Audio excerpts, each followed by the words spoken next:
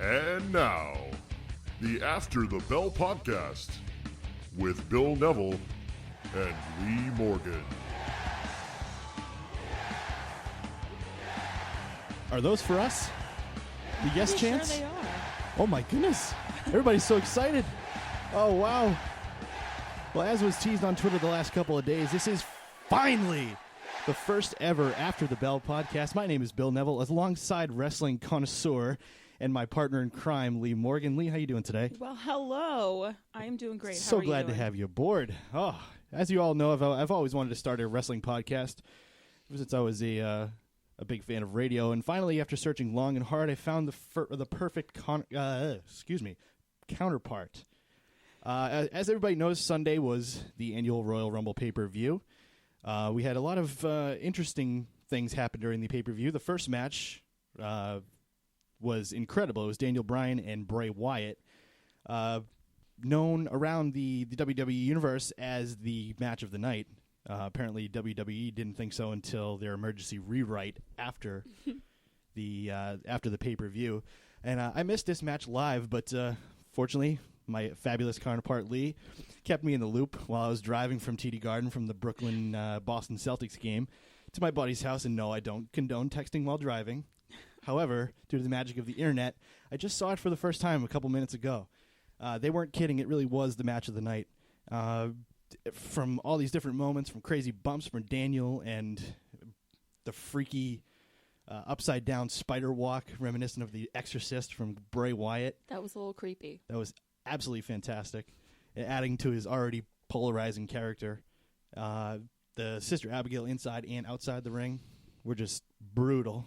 The crowd was fantastic between the yes and the no, and all the build up to a bump or a punch or whatever Daniel was planning on doing was just absolutely fantastic. The crowd was so into it, and it definitely, most certainly, was the match of the night. You know, Bray biting Daniel Bryan's hand was pretty incredible. He's just so perfect in He every is single way. perfect. A little creepy, Well, but yeah. that is perfectly okay with me. Absolutely. I mean, that's his character. He's not Makes supposed for to. some entertaining. He's not TV supposed moments. to entertain kids like Doink the Clown or anything like that. No. I mean, I was kids a are little supposed to be scared of literally him. scared of him. He's going to give some kids some nightmares. Yeah. Forever. Absolutely. So the second match of the night was Big Show and Brock Lesnar, if you can even call it a match. It was about 2-3 minutes maybe. Yeah, I think it was about 2 minutes. It seems like Big Show is going to be getting some time off from WWE TV, as that's what normally happens when somebody gets a severe beatdown, and that was Severe is an understatement. you took the words right out of my mouth. It put Brock Lesnar over as the beast incarnate that he should be on WWE TV, and the F5 that he gave to Big Show was quite possibly the most insane thing I've ever seen. Little surprised he stood up on his feet on that. And not only was he standing, but he was marching around like Ryback. Yeah. And it was... I stood up in the living room that I was watching, and I went, "Oh my God!" Like, I sound like Joey Styles from ECW. It was... words can't even describe how ridiculous that move was. Not only was it an F5 where he kind of just spins him around, he spun him around, and he flipped over and landed on his back. It was just so perfectly done. During that match, or shall I say after the match, Brock Lesnar started going crazy on Big Show, delivering probably, I don't know, roughly 50 chair shots or so Roughly. to the carcass of Yeah. Big Show outside the ring. And while that was happening, referee Mike Chioda went to grab the chair from Brock Lesnar and received one hell of a shove. And apparently because of that shove, Brock Lesnar has been fined $10,000 by WWE. It's a little pricey. It's a pricey shove. I mean... A little lighter in the wallet, but I'm sure he can afford it. Exactly. Hopefully that money goes to Mike Chioda. Because I would take a shove from Brock for $10,000. Buy a nice car. Yeah, exactly. Well, buy a nice Kia with $10,000. So it looks like Big Show's going to get some time off. Brock gets put over as the beast that he's supposed to be, and it did its job. The beating was a little excessive. Went on for probably 15 minutes or so. Yeah. But otherwise, it did its job, and it did what it needed to do, taking Big Show off TV and putting Brock in the title picture as a very feared opponent. Make things really interesting going into WrestleMania. Absolutely. The third match of the night, for the Royal Rumble, obviously the Rumble match usually takes about an hour and 20 minutes or so there's not as many matches as a normal pay-per-view, but the third match was John Cena versus Randy Orton for the WWE World Heavyweight Championship. I hate that they call that, by the way. Me too. It's way too long, too many words. Just call it the... You're going to combine both titles, just call it like the Unified Championship. Don't... Or even just take the word heavyweight out of it. It's just the WWE World Championship. Yeah. I mean, that you still get the company name in there. You know it's the top title. You don't need both. That's just way too long. And, with them calling it either the World Heavyweight Championship or the WWE Championship for so long, some of these guys during their promos are forgetting to say WWE World Heavyweight Championship. Mm-hmm. They're saying WWE Championship or World Title or something like that. Or they'll pause and then be like, oh, right. It's this, yeah. Except for the brilliant ones like Paul Heyman. They never screw anything up. No. So anyway, during the John Cena versus Randy Orton for the WWE World Heavyweight Championship. So dramatic. The beginning of the match was very boring. There was a ref bump. Both guys were kind of just doing submission moves to each other, which is neither one of their games, especially John Cena, except for that stupid STFU that he does that doesn't look like it hurts at all. No. But there was loud Daniel Bryan chants during that match. And before the match even started. You're right. And it just shows that the Pittsburgh crowd knew what they wanted, which was fantastic, by the way. That crowd was incredible. That was reminiscent of the Raw after WrestleMania in Miami and the Raw after WrestleMania last year in New Jersey, which we were both at. Which was amazing. All right, the best chant of the night was the "We Want Divas" chant during that match. It was spectacular. Oh, I was dying. Oh. And then Orton throwing his hands up. It was just... It was brilliant. You could tell Orton was visibly frustrated by the chants. I'm glad he played to the crowd, though. Yes. He never does that. Yes, definitely. And with the boring start, they tried to save the match with false finishes, near falls. They started using each other's finishers, which is stupid, but it still didn't seem to work. And that match was just kind of a big flop. It was. It was a totally big flop. It's unfortunate because the title match should be as good as it gets. Obviously, you have the Royal Rumble to follow, which is always the spectacle of that pay-per-view, but the title match just completely flopped, especially in comparison to Daniel Bryan and Bray Wyatt. Nothing was going to beat that. Absolutely not. I'm so glad the Wyatts jumped in on that one match. So following John Cena, Randy Orton was the Royal Rumble match. We're going to highlight some moments from that. I think my favorite moment, because I'm a huge Ziggler mark, I think my favorite moment was Dolph taking the spear from Roman Reigns. I lost it. He broke him in half. He literally broke him in half. I think Dolph's head hit the mat like 5 seconds before his back did. It was ridiculous whiplash. Dolph sells it like a pro. Mm-hmm.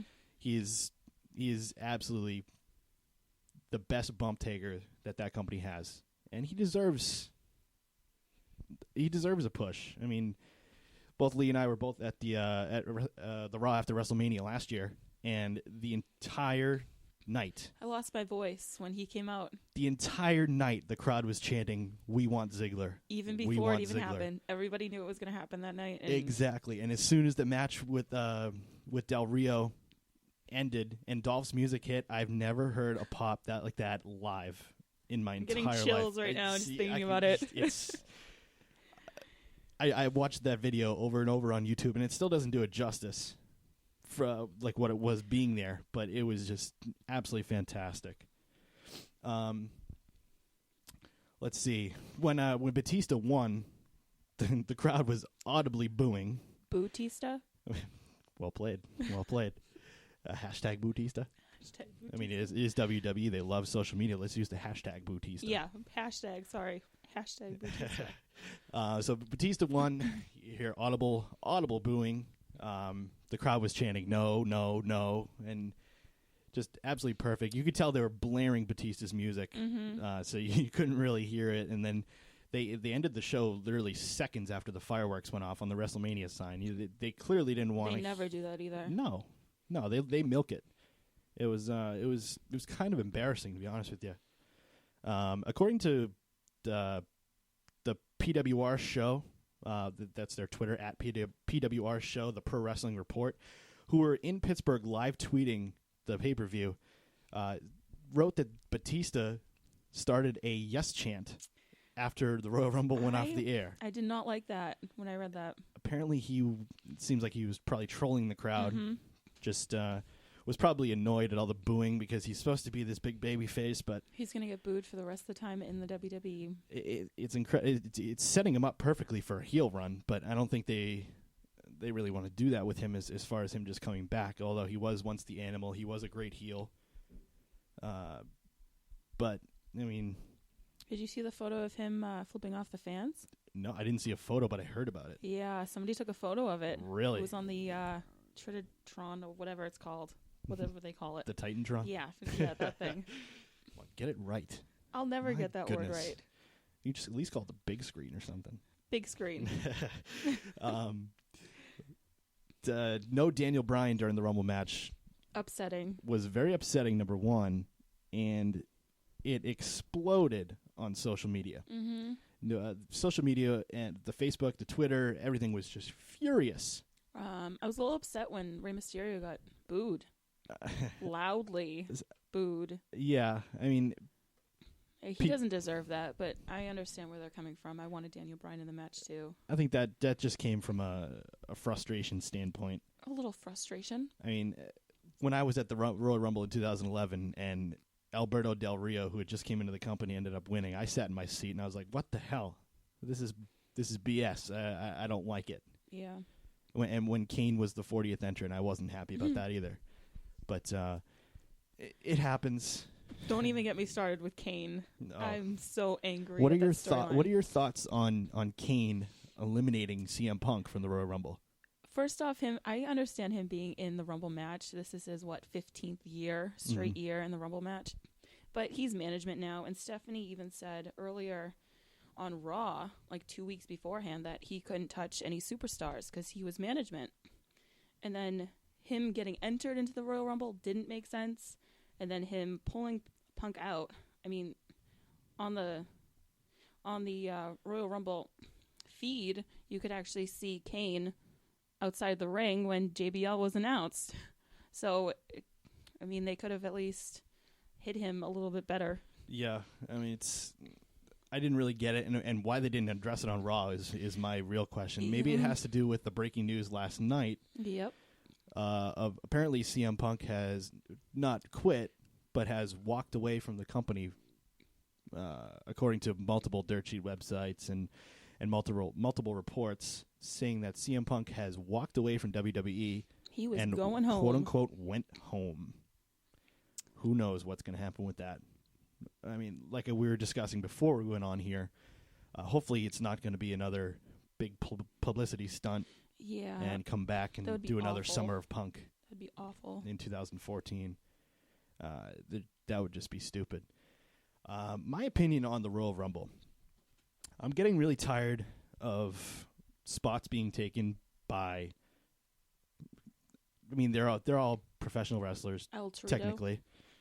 Thank you, that's one. But these gimmick characters, I'm tired of it. It's so predictable, and that's part of the reason why the crowd was so pissed off about Daniel Bryan. And there's absolutely no reason why, because the Royal Rumble grants you a title shot at WrestleMania, there's no reason why guys like John Cena or Bray Wyatt or anybody that's even somewhat relevant shouldn't be in the Royal Rumble. Everyone who's not the WWE World Heavyweight Champion should be eligible or in the Royal Rumble. We can do without gimmicks like you said, El Torito. Granted, it was funny and he's awesome. Great Khali, R-Truth. I'm really tired of. I could have done without Kevin Nash. And Kevin Nash too. I mean, granted, why don't we just move the Rumble to 40 permanently? Because or 31. Or 31. And just put in Daniel Bryan. Yeah, or you could send out Hunico as Daniel Bryan. because he's obviously the master of disguise. Yep. Let's see. Like I said, those spots from El Torito, R-Truth, Great Khali, Kevin Nash. Granted, it's awesome to have a couple cheap pops for some legends, but keep them as they usually are, quick exits. It's great because I was at the Royal Rumble in 2011 when Kevin Nash came out as Diesel. The Garden exploded. Booker T came back. Garden exploded. It was awesome. But if you want to continue to have those cheap pops for legends, why not just keep the Rumble at 40 and add a bunch of other key players, whether they had a match that night or not? Just as long as they're not the current WWE World Heavyweight Champion, they should be able to enter the Royal Rumble. Completely agree. And it makes it far less predictable too. El Torito's not going to go to WrestleMania to fight Randy Orton. It was a little comical between him and Punk. It was great. It's a good laugh, but I mean, he's about to get eliminated within the next 5 or 10 minutes or so. Exactly. And it's too predictable. And if you see suddenly you see Bray Wyatt or John Cena coming out, it's like, oh, that changes things. Exactly. I mean, John Cena won last year, so why not have him in it? Right, exactly. I don't understand. I mean, they've had guys who have had matches early in the night be in the Royal Rumble later on. Cody Rhodes, Goldust. It happens. I mean, they lost, but it doesn't matter. It happens. Mm-hmm. It just doesn't make sense. And for a company who clearly lives and dies by social media, they certainly don't read what their fans are saying on those sites. Because they were furious after Royal Rumble. Just a little bit. Including their own Mick Foley. Yep. Mick Foley, on his Facebook page, I'm going to read you his post. And here it is, a quote. "I've never felt so disgusted at the conclusion of a WWE pay-per-view. Like many of you out there, I just don't get it. The Daniel Bryan thing is a phenomenon. You get it. I get it. The fans in Pittsburgh got it. But tonight, for the first time, I had to admit to myself that the powers that be are just not going to get it. And that makes me sad. I'm just honestly sad. I'm flat out effing sad. Yes, I dropped an F-bomb there to emphasize how effing sad I am for the guys who bust their butts night in and night out. Ziggler, Punk, Bryan, etc. with no hope of getting their shot at this year's Mania. You know who else I'm sad for? Me. In my 2 years as an official WWE ambassador, I never once had to lie about my enthusiasm for the company or the product. Now, although I'm no longer officially a WWE ambassador, believe it or not, my only official role in WWE is a GM for Saturday Morning Slam. Nobody watches that. Which nobody watches, thank you. A contract that ends in 1 month. I was still looking forward to being part of the biggest event of the year. I'll probably end up going anyway, but I'm about 1/6 as excited about it as I was a few hours ago. I wanted so badly to hear 75,000 WWE fans chanting yes, and seeing fans walk away absolutely ecstatic about the outcome of a pay-per-view for the first time in a while, a very long while. But when given the chance to make it happen, unless they've got something major up their sleeve, WWE's answer tonight was a resounding no, no, no. Way Let's to go, continue Mick with Foley. those no's. Way to go, Mick Foley. Yeah. That He is took just the words out of perfect. everybody's mouth. And for someone as high profile as Mick Foley to say that is Huge. it's enormous. Absolutely Made enormous. TMZ. It made it's made Sports Center, which is freaking crazy. You can't even get hockey on Sports Center, and you get wrestling on Sports Center. On Sports Center, come That's on. insane. Granted, a whole bunch of WWE alumni are on Sports Center. Yep. They probably pushed for it. Probably. But Mick Foley just summed up the entire WWE universe in that one Facebook post, and it's just absolutely perfect. So that was posted on Sunday night after the conclusion of Royal Rumble. According to sources, WWE did a major rewrite. Major. Overnight, Sunday into Monday.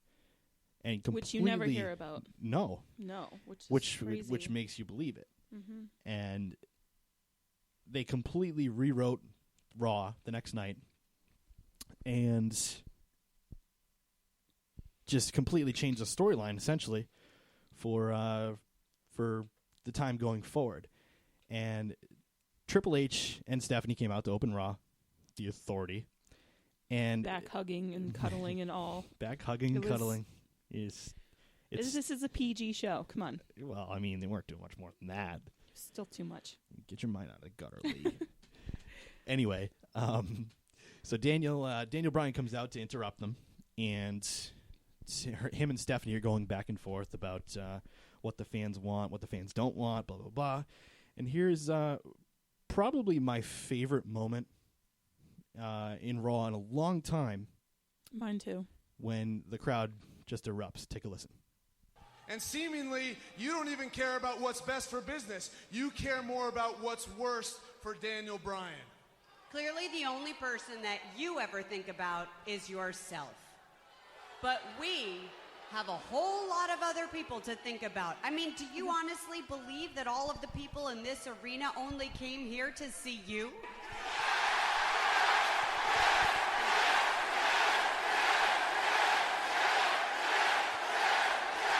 So you heard that absolute eruption from the crowd when Stephanie says, do you honestly think that the people here tonight came here just to see you? And it was a perfect job by Stephanie throughout the entire segment. It was some of her best work in a long time. Mm-hmm. She played to the crowd. She was trolling everybody. And it was just absolutely perfect. What are your thoughts on the Yes movement as far as what WWE should do with it in the near future? To be honest, when they said that they were going to have a huge rewrite, I'm thinking that's why Punk got up and said, I'll see you later for a little bit. That makes sense. I was reading earlier today that the whole Daniel Bryan versus Triple H thing might be happening at WrestleMania now. Interesting. Yeah. I did not see that. That's just a little interesting, considering it was supposed to be Punk in that place. And that's what I said the other day when you mentioned to me that you were looking for an answer why Kane took CM Punk out of the Royal Rumble. Mm-hmm. I said that it could lead to the Authority forced him to do it, leading to a potential Punk Triple H match at WrestleMania, and you said you did not like that. I did not like that at all. Okay? At all. When that happened, when Kane pulled Punk out, I flipped out on my TV. I was about to pull a Mick Foley and throw something at my TV. Oof. Yeah. And it wouldn't have been nice because I would have had to pay for it. Yeah. Well, apparently Mick Foley took a baseball bat to his TV because, what was it, TMZ dared him to do so? Yep. And they wanted to film it. He had to be good on his word, and he was. I mean, I'm sure they probably replaced his TV. And TMZ's just the worst. It's just the worst. You ever watch that show on TV? Yeah. All the immature teenagers in the voiceover office. is annoying. Oh my God, it's so annoying. It's brutal. Mm-hmm. Let's see. What's our next topic here? All right, I want to talk about Antonio Cesaro, Jack Swagger. You got it. Versus Rey Mysterio and Sin Cara. Okay. Why is Antonio Cesaro still with Jack Swagger and We the People, Zeb Coulter? Why is he even in the Real Americans to begin with is the real question. When he's from Switzerland. Mm-hmm. I never quite understood that. Never. Why Zeb Coulter gets on the mic and he's talking about Alberto Del Rio. I love Zeb Coulter, don't get me wrong, but Antonio Cesaro just does not belong there. No, absolutely not. He needs a huge push. That guy is amazing in the ring. He needs an outfit change too. Yeah. I mean, the thigh straps or whatever those are, they look absolutely ridiculous. Well, without them, he kind of looks just kind of give him some pants weird. Or something. Give him some like Jericho leather pants or something like that. Give him a vest. Give him a vest too. Why don't you give him a cowboy hat while we're at it? Yeah, why not? Yeah, yeehaw! He says he's American. Antonio. There you go. Exactly. What else did you have over there, Lee? Zeb smacking Swagger. Oh, I like that. That was I saw that and I liked it because it clearly fired Swagger up, and I was glad to see them get the win in that match. Me too. Because I'm tired of the whole Sin Cara thing. I just don't get it. No. He's fun to watch, and especially when he has a singles match and they have that stupid mood lighting. At the WWE live events, you can barely see what's going on in the match. I mean, there has to be some sort of advantage for Sin Cara, right? I mean, maybe. I don't know. Well, I think that's why they... They try to make him I have look no cool. words He's why. not cool. I just have no words why the mood lighting's even there in the first place. Are they trying to seduce the audience or something? Trying to make up for something. Start playing Mark Henry's sexual chocolate theme and get everybody all hot and heavy. I don't know. But I think one of my favorite moments from this past excuse me, God, I can't even talk today. This past Monday's Raw was the Battle of Cleveland with Dolph Ziggler and The Miz, and I was so happy to see Ziggler back in a one-on-one match and getting the win. Let's talk about his jersey. I got that written right here. I was about to talk about that. That couldn't have fit his character any more perfectly. Dolph Ziggler, if you guys haven't seen, walked out in a Cleveland Cavaliers jersey. Can you guess what number was on it? 69. Just absolutely perfect. The show off with the number 69 jersey just fit him so perfectly. I didn't like how that match was set up, though. They made it seem like it was a world title match. They had both their entrances. Both guys came down. They stood in opposite corners. Justin Roberts gets in the ring. The following contest is scheduled for one fall. This is the Battle of Cleveland. Like, has that ever happened before? I don't think so. Like, what happens when SmackDown comes to Boston on March 25th? Will they have John Cena and Damian Sandow in the Battle of Massachusetts? Because Sandow's obviously from Sandow's obviously from Worcester, as we found out a couple weeks ago when we were at the SmackDown out there. Yeah. No, please don't let that happen. They're going to do that in every city. I just thought that was completely stupid and cheesy. And although the Cleveland crowd made it with the Cleveland Rocks chant, that was awesome. Yeah, then there was a few that said Cleveland sucks, which is understandable. JBL was saying it all night until they started chanting JBL, and he stood up and the place exploded, and he was like, I love Cleveland, actually. What else do you got over there? The next match was Usos versus Curtis Axel and Ryback. Okay. You mean Rybaxel? Rybaxel, my bad. I am not up to date with all these name things. Couple names, I don't know. All right, I liked Curtis Axel when they first brought him in with Paul Heyman. Mm-hmm. Did not like it when they brought him with Ryback too. Agreed. Because when they started that whole Paul Heyman and Ryback thing, it was kind of on the borderline where it was... I wasn't a fan. No. I got the Punk. I got the Brock Lesnar. I got the Curtis Axel. I mean, it was cool. He went from Michael McGillicuddy. Yep. From the Nexus. He went from no fans to all fans. Right. And rightfully so. I mean, he took a mixture of the name from his father, Kurt Hennig, Curtis, and then Larry the Axe.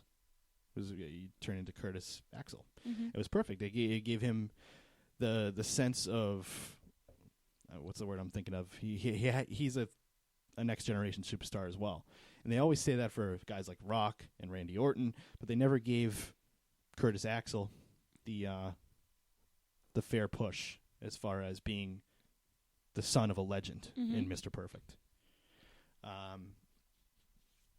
What else you got over there as far as Monday Night's Raw? New Age Outlaws versus Rhodes Brothers.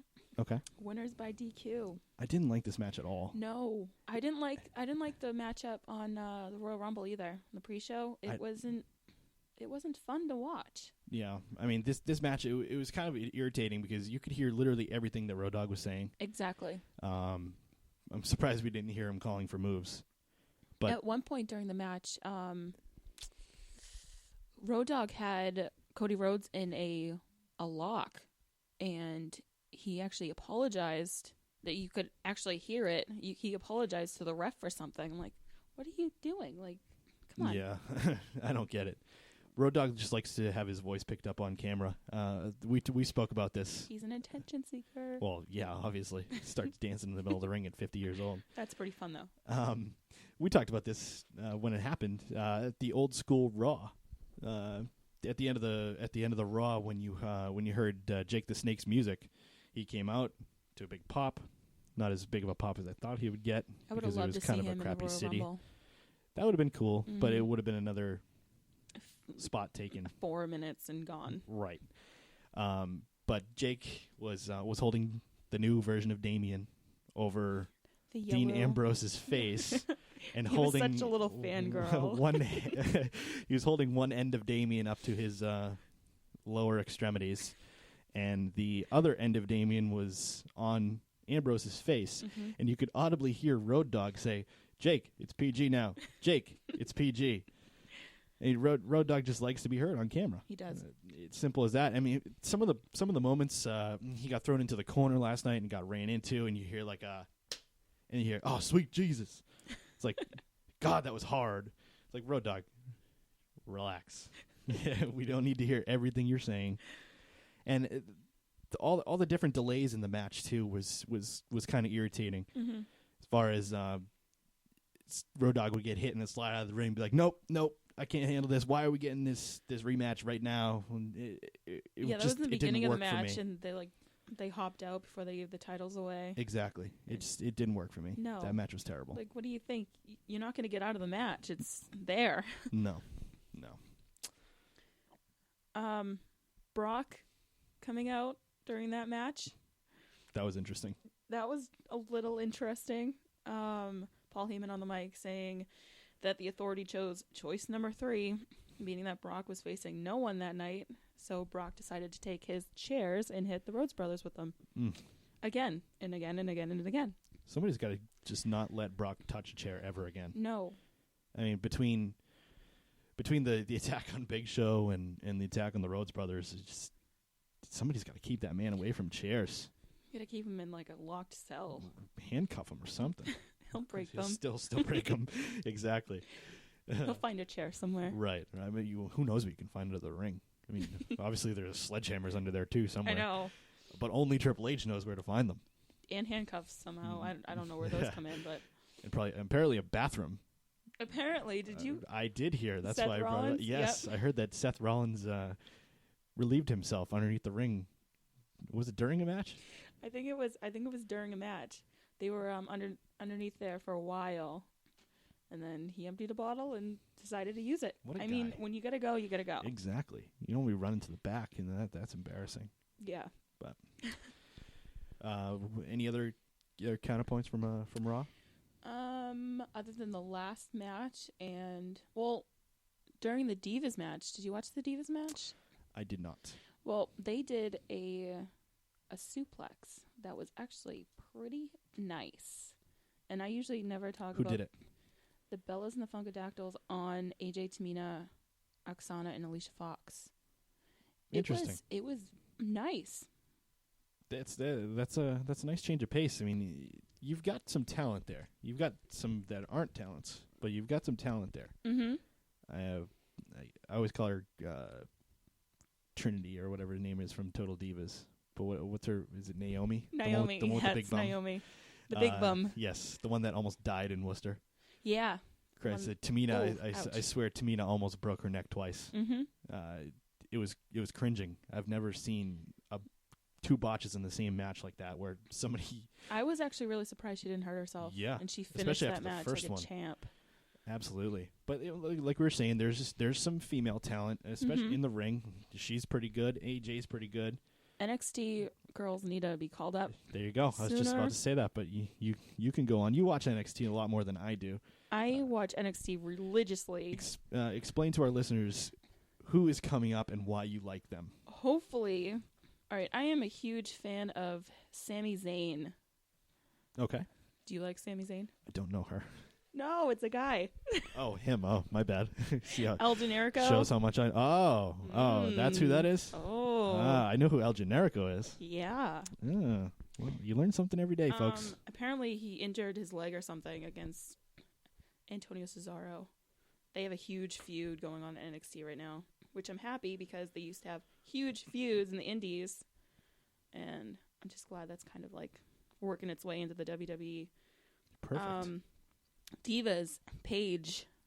I've heard a lot about her. Yes. I like her accent. Me too. It's sexy. I like it. Same with Emma too. Paige and Emma.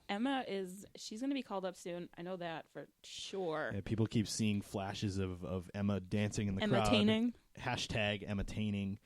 Hashtag Emma Fabulous or whatever hashtag she's using that night on her sign. But she's been popping up at all these live events, and the camera obviously pans When to her. Summer Rae is on with Fandango, she usually pops up. Yep. And Summer Rae is going to be featured on the new season of Total Divas. I saw her preview for that. Oh. She was smacking Natalia. Oh, jeez. I was... It was a completely random way I started watching the show, but it turned into a guilty pleasure very quickly. I enjoy the show thoroughly. Me too. I love how John Cena is an absolute dick in the show. It's absolutely perfect. Daniel Bryan and I feel so bad for Nikki. Daniel Bryan and Brie are just perfect together, and they love each other. And Nikki's just begging for something out of John Cena. He's just like, nope, sorry. She either wants to get married or have babies. He wants neither. Neither. Ever. And that's awful for her. Yeah. Because she wants it. Wants it. I mean, just by watching the show, you know she wants it. I mean, they're between Nikki, Brie, and John Cena. I mean, they're all a bunch of horn dogs on that show. I know. There's a lot of sexual innuendo in that show. It's definitely not PG, but it's also on E, which is a little bit different. And I'm not sure what the rating that pops up at the beginning of the show is. I would imagine it's probably 14. Yeah, I'm pretty sure it is. But like I said, Total Divas has been a guilty pleasure on my end. I won't admit to a lot of people that I watched it, but now it's on the podcast, so now I'm screwed. A lot of guys watch it, don't worry. Okay. Well, I like seeing the behind-the-scenes kind of stuff, and I love seeing the prep for matches. I wish they did a show like that for WWE in general, just showing behind the scenes or maybe on training. the WWE network. Ooh. When is that? 25 days? 20, maybe, yeah. What is it? February 24th at 11:05 p.m. at the conclusion of Raw. That's swiping my credit card. I don't know when. I don't know when you can order it, so you have it right at 11:05. But as soon as it's available to order, my card is getting charged. Yep. Lee was telling me before she's going to have no social life at all. I mean, I barely have one now, but Come on. Now everybody's going to know I do not have one. Don't text me. I'm going to be in front of my computer just watching everything. Exactly, and I'm so excited that it's on all these different platforms, and I have an Xbox 360 myself, so I'm really excited about that. All the WWE Network programming is going to be in 720 HD, which is fantastic. Not quite 1080p. But it still looks awesome on an better HD than TV. Regular. Exactly.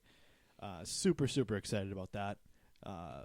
Legends House looks amazing. Roddy Piper looks hilarious on that show.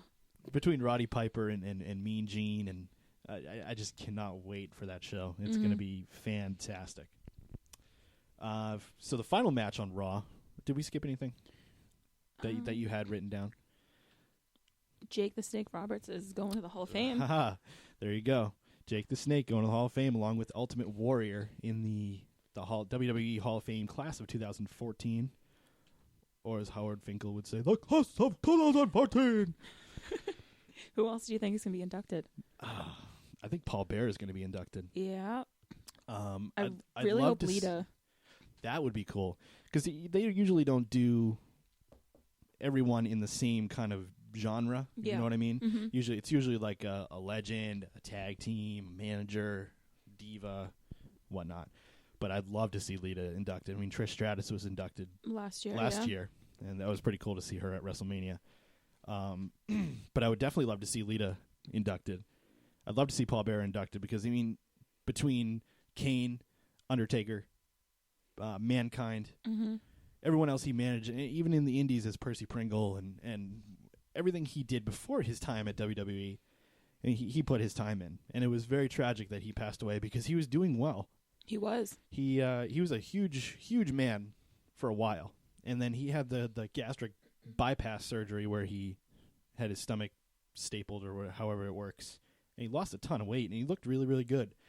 And I felt bad because on Twitter he had one of the best handles of all time. It was WWE universe, but there was an R in between the U and N. Oh, yeah. So it was the Earnverse.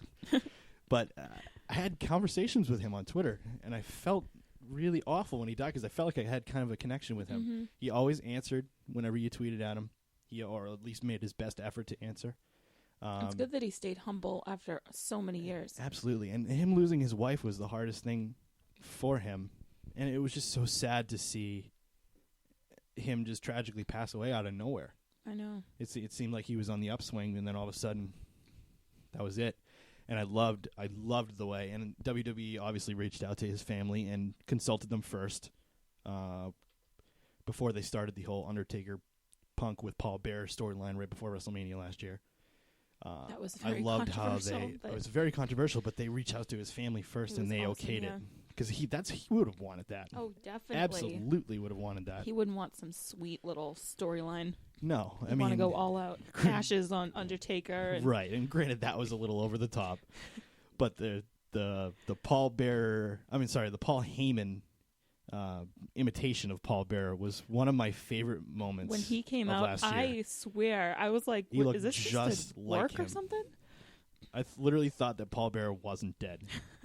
And Paul Heyman was standing at the top of the stage doing the signature pose, holding up the urn, and it just looked awesome. He had the white face and the black mustache. It just looked absolutely perfect. And Undertaker comes up the stage, goes to attack Heyman, and it turns out Punk is one of the minions, or what are they called? Druids. Thank you. Punk was one of the druids, attacked Undertaker, and then proceeded to pour the urn out. And then all over his face and all over his body. Punk just decided to eat it like it was like a pixie stick.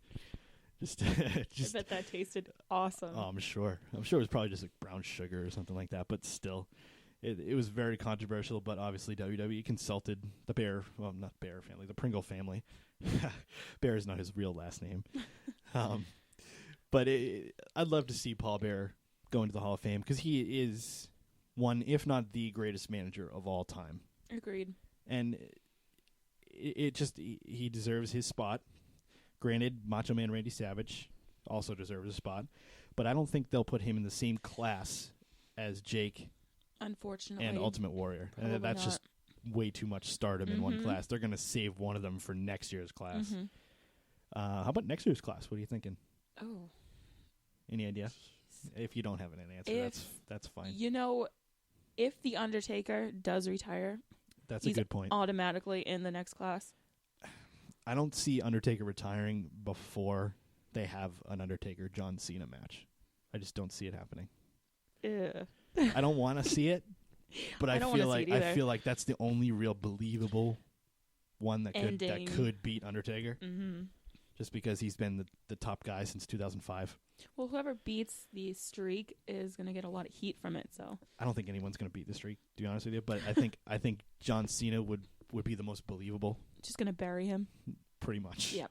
Yeah, literally bury him. It might be a buried alive match in a real graveyard with a casket, and Undertaker's gone forever until he comes back with his clean shaven and his. He'll come back in 5 years. Whiffle I'm not dead. At the Hall of Fame ceremony when he has to make his speech. Yeah. Who would induct Undertaker? You think Kane?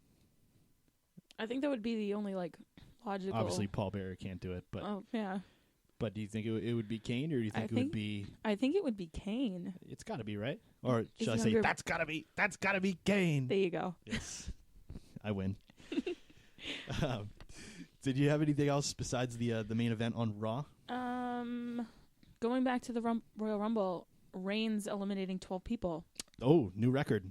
Huge record. Speaking of Kane, yeah, that was the Kane had the previous record of eliminating 11 superstars in the Royal Rumble match, but Roman Reigns, who is just absolutely awesome, by the way, beast, broke that record and eliminated 12 guys. I'm sure that was planned. Well, 11 and a half. Well, yeah. El Torito doesn't really count as a real man, does he? Well played. I like it. So the main event on Raw was I tweeted earlier in the beginning of Raw, right after Cena, Bryan, and Sheamus got into it with the Shield, saying, it looks like we're going to have a 6-man tag team match, holla, holla, holla, in the words of Teddy Long, who whenever there was a scuffle at the beginning of SmackDown or Raw, would always turn the scuffle into a tag team match. I don't know if anybody got the holla, holla, holla if you're a new wrestling fan. Holla, holla, playa. Exactly. So the main event was turned into Cena, Daniel Bryan, and Sheamus taking on the Shield, where the winning team would get 3 spots in the Elimination Chamber to join Randy Orton. Mm-hmm. I wasn't a huge fan of this match. It just, you knew something weird was going to happen. I didn't think all 3 members of the Shield would be in the Elimination Chamber match. I think Rollins. I think it would have thrown us all for a loop if they were. Absolutely. I think Roman Reigns will be in there eventually at some point. If not this year, then definitely next year. Absolutely. But, I mean, you look on the other side of the ring, and there's arguably 3 main eventers. 3 of your top stars. I mean, Sheamus just came back at the Royal Rumble, but Cena and Bryan have been the top guys for the last year, but WWE will never tell you that Daniel Bryan's a top guy. Never. Anyway, so you knew something weird was going to happen. They weren't going to win cleanly. Cena, Bryan, Sheamus got attacked by the Wyatt family after they came out with that awesome noise that happens when they come out. And then I didn't think anything was going to happen. I thought maybe they just might kibosh it. And then Justin Roberts got on the microphone saying, your winners by disqualification, John Cena, Daniel Bryan, and Sheamus. Yeah. And then Jerry Lawler proceeded to say, oh, my God, you know what that means? It looks like Cena, Bryan, and Sheamus are in the Elimination Chamber match, joining Randy Orton. And no, that's not what Justin Roberts just said. Exactly. So that's what happened. Cena, Bryan, Sheamus, and Orton are 4 of the 6 competitors in the Elimination Chamber match at the end of February. Who do you think will be the other 2? I would love Dolph Ziggler to be in there. Yep. Would love it. I was going to say that myself. But with all of the concussions that he's had, that steel, pretty sure they're not going to have him in it. Yeah, but they could avoid bumps on the steel. He takes bumps everywhere. He takes bumps in the air. I mean, this is true. I mean, that spear was ridiculous at the Royal Rumble from Roman Reigns. I'd love Antonio Cesaro just to break away from them. Interesting. To hop into that. What about Brock Lesnar? No. He would win it. He already came out and said he's going after the world title, and with Batista too. Yeah. But Batista got his shot at WrestleMania, but will he be in the Elimination Chamber? I think it's already set. Like, he's gonna face whoever, and hopefully, I really want like a 3-man triple threat match at WrestleMania. I wanted that last year. That would be awesome. I mean, when was the last one that they had? Was it Michaels, Benoit, Triple H? Yeah. And that was a fantastic match. I remember watching that live, and it was everything about that match was awesome. Down at Madison Square Garden at WrestleMania 20. And ending it with Triple H tapping out, Benoit winning his first world championship. And Benoit. Oh, are we not allowed to say Benoit? I don't know. We'll just call him CB. CB. All right, CB. But his content is being shown on the WWE Network, so I think we can say his name. Okay, so Chris Benoit. Chris Benoit. Here you go. But yeah, I agree with you there. I would love to see a triple threat, and who the competitors that you want to see. Is it Batista, the champion, and Daniel Bryan? Yeah. Okay, I like that. Daniel Bryan winning with all those yes chants. Do you think Orton will be champion at WrestleMania? Yeah. He's going to get out of Elimination Chamber? Yeah. Okay, I like that. I wish one thing with the WWE World Heavyweight Championship, I wish they would stop carrying 2 belts around. I'm so tired of that. I hate it. I mean, I get you have 2 shoulders, but you only need one. They're not calling it the unified champion. They're not calling it anything like that. Why have 2 belts? Why not just use the brand new WWE Championship belt you just came out with? Which it has grown on me, by the way. I hated it when Rock revealed it. I still like the old one. But I like it. You like the spinner belt? Yeah. Ooh, you're one of the. I'm one of those. One of like the 5% of people I've ever heard that actually liked it. Right. I liked it when Cena first came out with it, but then after it started going around to other guys, what was the point? I liked it when Daniel Bryan had it for that 24 hours. I think everybody liked it when Daniel Bryan had it. Everybody likes Daniel Bryan as a champion, but WWE just doesn't get it. They don't. Nope. But that's pretty much it. We're going to play you some audio right now from the end of the Cena, Bryan, Sheamus versus the Shield match, and you can hear exactly what we were talking about.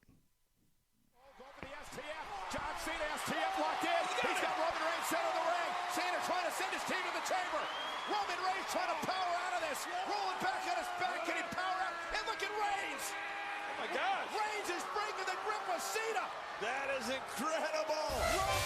What the fuck? And look at this. The Wyatt family. Bray and Rowan and Harper attacking Cena again. And now Sheamus and Daniel Bryan coming to their aid. The Wyatts ambushing John Cena yet again. Cena, Sheamus, and Daniel Bryan. As a result of a disqualification, Daniel Bryan, Sheamus, and John Cena. You know what that means, guys? Are you kidding me? That means Cena, Sheamus, and Daniel Bryan, they've qualified for the Elimination Chamber. And the Shield have lost it.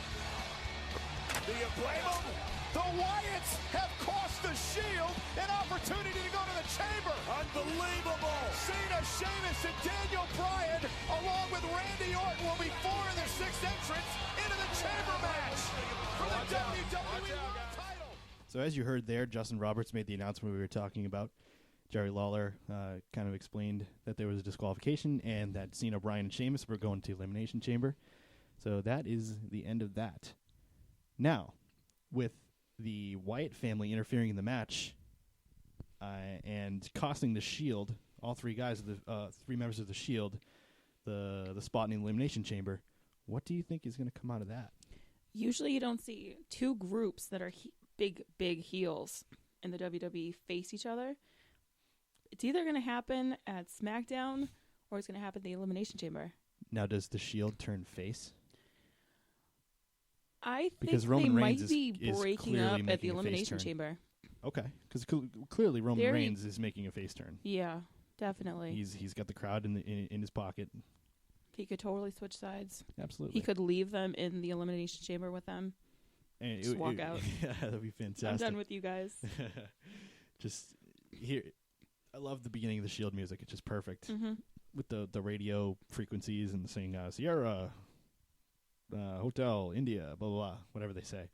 But it's just perfect, and you just imagine a great face pop when you hear that music. And that the beginning of that music is perfect, kind of like a Stone Cold Glass Break or a rock. If you smell, and the greatest entrance themes of all time have that one moment at the beginning of the song that just jump at you and grab you and drag you in. And the Shield song is definitely one of them. It is one of them. I know I cheer when they come out. I mean, you and I were in the same row at SmackDown in Worcester. In Worcester, yeah. And unfortunately, we were on the wrong side of the row. But on the the opposite side of the row is where the Shield came out for their confrontation with CM Punk and the New Age Outlaws and whatnot. But it's really it's a cool entrance. And They're much bigger in person. They're huge. Gigantic. Roman is a big boy. Oh yeah. It's pretty cool to be that close to them. He deserves that push. Absolutely, and he's clear. And you noticed on Monday, I noticed it. I pointed it out that on the I don't even know what you call it, the images when it says tonight and it says Cena, Bryan, Sheamus, it has the images of them, and then it has the images of the Shield on the other side. Yep. You notice that Roman Reigns is big and he's in the front. He's front and center now. But the other three on the other side are kind of just like side by side. Mm-hmm. Subtle little things saying that Roman Reigns is about to get pushed. Dean Ambrose was in that spot before, and then they traded him out really quick. Possibly as big of a push as Brock Lesnar put on Mike Chioda. Nice one. That's a hard push. That cock and loaded Superman punch. Oh my. Favorite thing ever right now. It really is. Looks like a video game. It really does. It's almost like have you ever played the WWE Legends or whatever it was game that they came out with a couple years ago? Yeah. Where it was like kind of like NFL Blitz, where it was just totally jacked up, ridiculous guys, and they would jump like 40 feet in the air. It kind of looks like Roman Reigns is straight out of a character from that game, where he just kind of like runs and jumps. You almost have to watch it in slow motion, where he just runs and jumps. And you just put it on pause right at that moment. Right. And he's just in the air, all angular. It's awesome. It's absolutely perfect. But we're coming up on 55 minutes here. Wow. Doesn't seem that long. No. For our inaugural podcast, I'd say we did pretty well. I hope so. But Lee, thank you for joining me. Thank you. Lee will be back every single podcast if she can. I can totally do that. Absolutely. And just a reminder, guys, you can follow us on Twitter at ATBWrestling. You can like us on Facebook. Just search After the Bell Wrestling. You can follow me on my personal Twitter at Bill_Neville. You can be sure to follow Lee at WWE_LCM. And until next time, this has been After the Bell.